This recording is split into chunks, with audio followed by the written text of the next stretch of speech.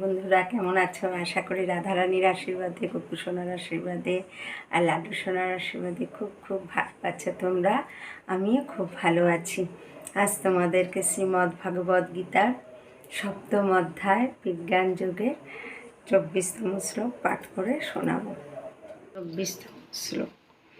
অবক্তম ব্যক্তিম আপন্নম মন্যতে মাম বুদ্ধয় পরম ভাব অজানন্ত মম অব্যয়ম অনুত্তমম। গীতার গানে ছিল প্রভুপাদ লিখলেন, সর্বোত্তম শ্রেষ্ঠ হয় আমার শরীর অব্যয় সচ্চিদানন্দ, যাহা জানে শব্দের আমি সূর্য মম সমনিত্য সনাতন ধান, সবার নিকটে নহি দৃশ্য আত্মারাম। অর্থাৎ বুদ্ধিহীন মানুষেরা যারা আমাকে জানে না, মনে করে যে আমি পূর্বে অব্যক্ত নির্বিশেষ ছিলাম, এখন ব্যক্তিত্ব পরিগ্রহ করেছি। তাদের অজ্ঞতার ফলে তারা আমার অব্যয় ও সর্বোত্তম পরম ভাব সম্বন্ধে অবগত নয়। ভগবান শ্রীকৃষ্ণ তার স্বরূপে অর্জুনের সঙ্গে এখানে কথা বলছেন, অথচ নির্বিশেষবাদীরা এতই মূর্খ যে অন্তিমে ভগবানের কোনো রূপ নেই বলে তারা তর্ক করে। শ্রী রামানুজাচার্যের পরম্পরায় মহিমাময় ভগবত ভক্ত শ্রী যমুনাচার্য এই সম্পর্কে একটি অতি সমীচীন শ্লোক রচনা করেছেন। তিনি বলেছেন, হে ভগবান, মহামুনি ব্যাসদেব, নারদ আদি ভক্তেরা তোমাকে পরমেশ্বর ভগবান বলে জানেন। বিভিন্ন বৈদিক শাস্ত্র উপলব্ধির মাধ্যমে তোমার গুণ, রূপ, লীলা আদি সম্বন্ধে অবগত হওয়া যায় এবং জানতে পারা যায় যে তুমি পরমেশ্বর ভগবান। কিন্তু রজ ও তমগুণের দ্বারা আচ্ছাদিত অভক্ত অসুরেরা কখনোই তোমাকে জানতে পারে না, কারণ তোমার তত্ত্ব হৃদয়ঙ্গম করতে তারা সম্পূর্ণ অসমর্থ।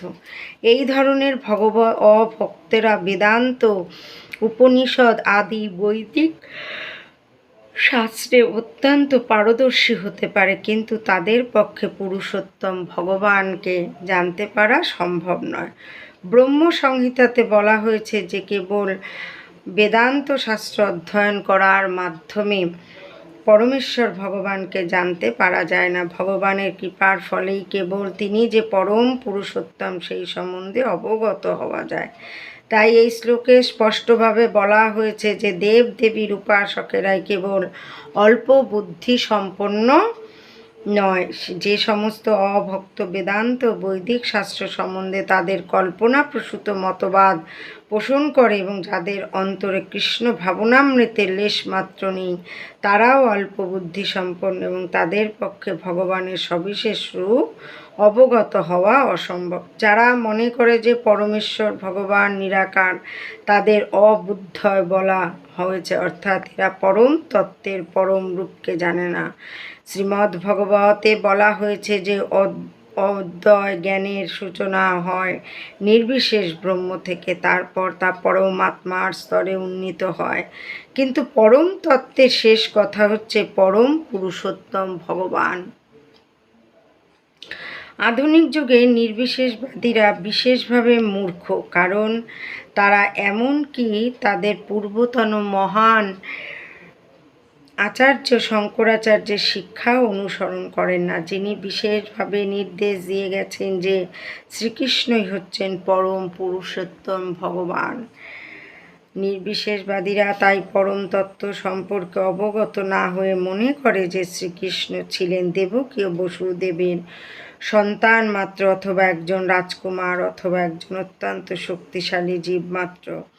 ভগবদ্গীতায় ভগবান এই ভ্রান্ত ধারণা নিন্দা করে বলেছেন, অবজানন্তি মাং মুরা মনুষ্যতনুমাশ্রিতম, অর্থাৎ অত্যন্ত মূঢ় লোকগুলি কেবল আমাকে একজন সাধারণ মানুষ বলে মনে করে আমাকে অবজ্ঞা করেন। প্রকৃতপক্ষে ভক্তি সহকারে ভগবানের সেবা করে কৃষ্ণ ভাবনা অর্জন না করলে কখনোই শ্রীকৃষ্ণকে উপলব্ধি করা যায় না। হে ভগবান, আপনার শ্রীচরণ কমলের কণা মাত্র কৃপা যে লাভ করতে পারে, সে আপনার মহান পুরুষত্বের উপলব্ধি অর্জন করতে পারে।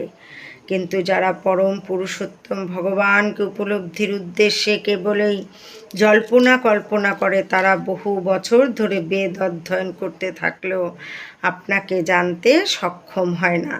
কেবলমাত্র জল্পনা কল্পনার বৈদিক শাস্ত্রের আলোচনার মাধ্যমে পরম পুরুষোত্তম শ্রীকৃষ্ণের নাম, রূপ, লীলা আদি জানতে পারা যায় না।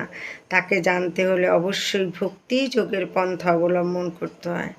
কেউ যখন হরে কৃষ্ণ কৃষ্ণ কৃষ্ণ হরে হরে, হরে রাম রাম রাম হরে হরে এই মহামন্ত্র কীর্তন করার মাধ্যমে ভক্তিযোগ অনুশীলন শুরু করে, সম্পূর্ণভাবে কৃষ্ণ ভাবনামৃতে মগ্ন হয়, তখনই কেবল পরম পুরুষোত্তম ভগবানকে জানা যায়। নির্বিশেষবাদী অভক্তেরা মনে করে যে শ্রীকৃষ্ণের দেহ এই জড়া প্রকৃতির তৈরি এবং তার শ্রী বিগ্রহ, লীলা আদি সবই মায়া। এই ধরনের নির্বিশেষবাদীদের বলা হয় মায়াবাদী। তারা পরম তত্ত্ব সম্পূর্ণ অজ্ঞ। রাধে রাধে। আজ এই পর্যন্তই, আবার আগামী দিন পাঠ করে শোনাবো। এখন গীতা মাহাত্ম্য পাঠ করব। ভগবতে বাসুদেবায় নমঃ। ওং নমো ভগবতে বাসুদেবায় নমঃ। ওং নমো ভগবতে বাসুদেবায় নমঃ। গীতা মাহাত্ম্যম ঋষিরুবাচ গীতাস্যৈব মাহাত্ম্যং যথাবৎসুত মে বৎ পুরা নারায়ণ ক্ষেত্রে ব্যাসেন মুনিনোদিতম। সুত উবাচ ভদ্রং ভগবত পৃষ্ঠং যুক্তিগুপ্ততমং পরম শক্যতে জ্ঞান তদ্ভুক্তং গীতা মাহাত্ম্যমুত্তমম। ঋষি বলিলেন, হে সুতমুনি, পুরাকালে বেদব্যাস আপনার কাছে নারায়ণ ক্ষেত্রে বসিয়া যে গীতার মাহাত্ম্য অর্থাৎ গীতা পড়া বা শোনার ফল বলিয়াছিলেন, তাহাই আপনি দয়া করিয়া আমার কাছে ভালো করিয়া বলুন। সুতমুনি বলিলেন, আপনি ভালো কথাই জানিতে চাহিয়াছেন, তবে গীতার গুণের কথা অসাধারণ আর পরম গোপনীয়। সেই কথা বলিবার ক্ষমতা আর কার আছে? শ্রীকৃষ্ণ ইহা অর্থাৎ গীতার মাহাত্ম্য ভালো রকম জানেন। ইহা ছাড়া অর্জুন, ব্যাসদেব, সুখদেব, যাজ্ঞবল্ক্য, জনক সেও কিছু কিছু জানেন। রাধে রাধে। আজ এখানেই রাখছি, আবার আগামী দিন পাঠ করে শোনাবো। তোমরা সকলে ভালো থেকো, সুস্থ থেকো। রাধে রাধে।